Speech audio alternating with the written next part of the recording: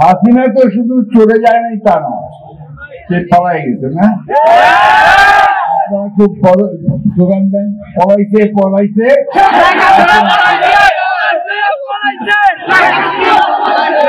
কেন কেন এই স্লোগানটা কেন দেন আপনারা?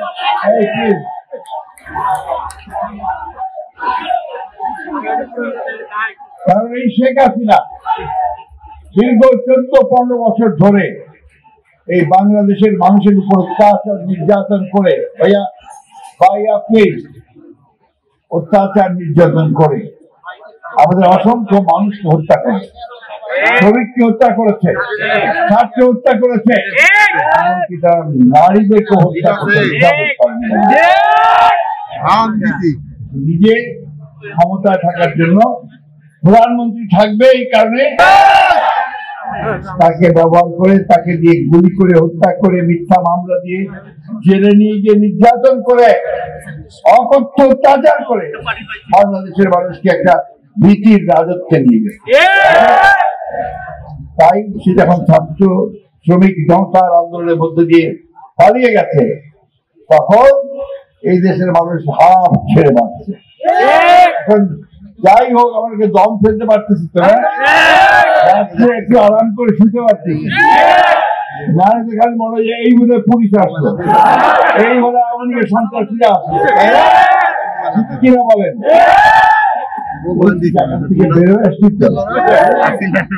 এই জন্যই মানুষ একটু আনন্দ করে বলে পলাইছে পলাইছে শেখ হাসিনা।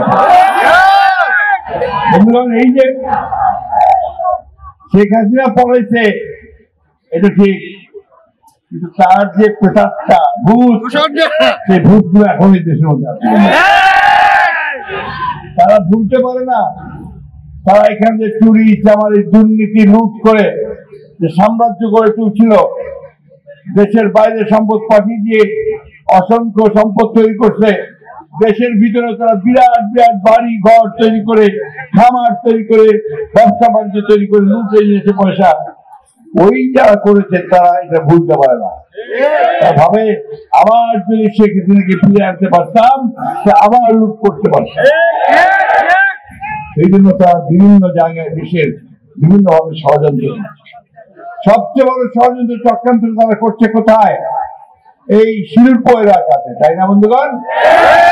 যে এলাকাতে এই শিল্প বিষয় 2023 সালে বাংলাদেশ থেকে আমরা যত রপ্তানি করেছি তার মধ্যে শতকরা 85% এসেছে আপনার পোশাক খাত থেকে, এবং এই পোশাক খাত থেকে আমাদের আয় হয়েছে $47.38 বিলিয়ন, অর্থাৎ বাংলাদেশি টাকাতে 5,66,73,000 টাকা, 73,000 কোটি টাকা। অর্থাৎ এইটাই হচ্ছে মূল আমাদের যে আয়, বাইরের থেকে যে ডলার আমরা আয় করি।